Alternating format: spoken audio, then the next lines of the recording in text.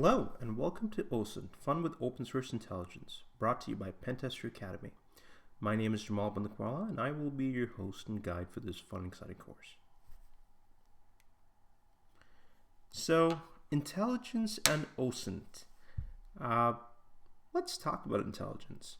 We all seem to have a definition for what it is, and definitions do vary. Additionally, I'm sure all of us are familiar with what Bollywood and Hollywood happen to think of intelligence. They all seem to give us the impression that intelligence means James Bond and Jason Bourne, and you get to drive fast cars, hang out at very cool places, and be some sort of super secret spy and do all kinds of cool stuff. This is interesting. It certainly gives you an interesting view of what it means to be this cool secret agent guy, but that's not the same as intelligence. So what exactly is intelligence, and why should you care?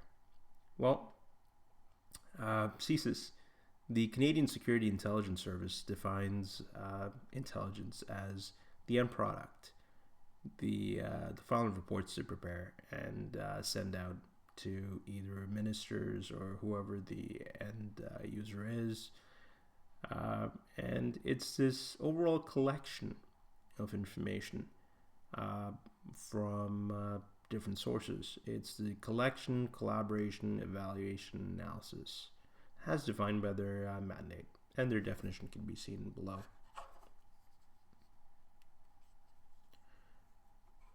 Now, if you actually go and look at it, most agencies, government and otherwise, tend to define intelligence in a similar fashion. And this is actually really important because information is everywhere, and by itself, it can be useless. You need to make sense of the information you're getting. You need to ask questions. Who benefits? Why am I getting this information now? And what's it actually telling me? And when you put this information in the right filters, through the right context, it can give you a really different picture. And this helps you make more informed decisions and take actions you or your organization deem necessary.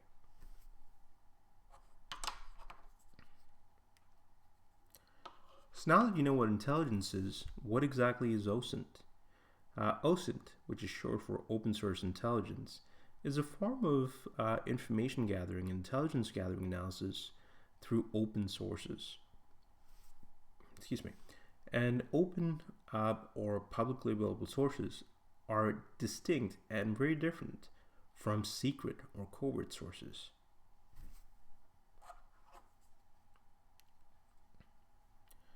So the CIA has the following to say about the importance of OSINT, and they mention that information does not have to be secret to be valuable.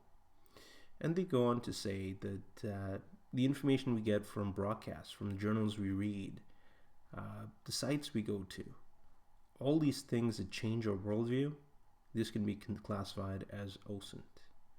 And their definition can be seen below as well.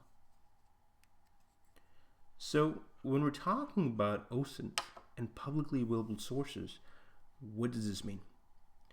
Well, publicly available sources can include things like social media.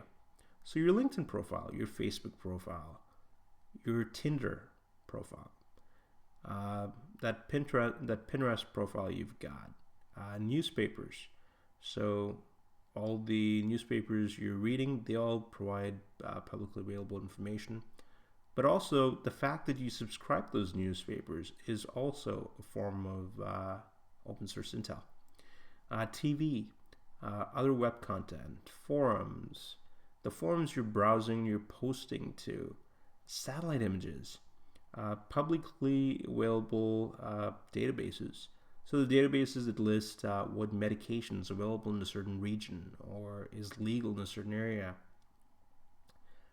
Academic journals and conference information, both the content that's published and that you're attending that. File sharing sites, and even courses like this one. Now, I do need to point out that open does not mean free or no cost. So this course, for instance, does get classified as an OSINT source because it is publicly available. However, you do have to pay for it.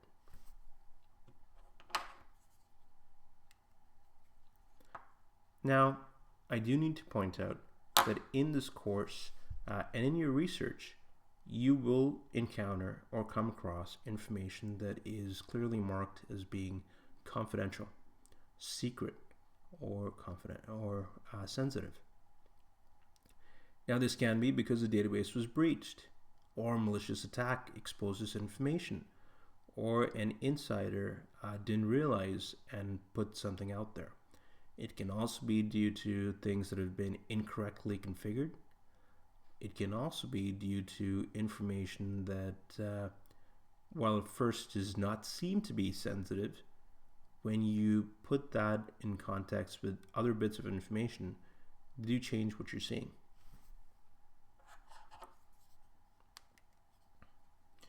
And this can raise ethical concerns and questions.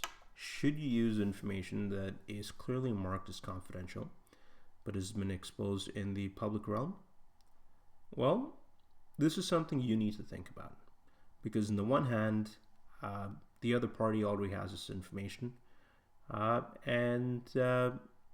so what I would recommend is you do use it, but you clearly mention in your reports where it's coming from or that it's already been publicly exposed, so that your end user can make a more informed decision on whether they want to use this as part of their criteria or not. And that is all the time we have for today. So I will see you in the next video, and I can't wait. And thank you.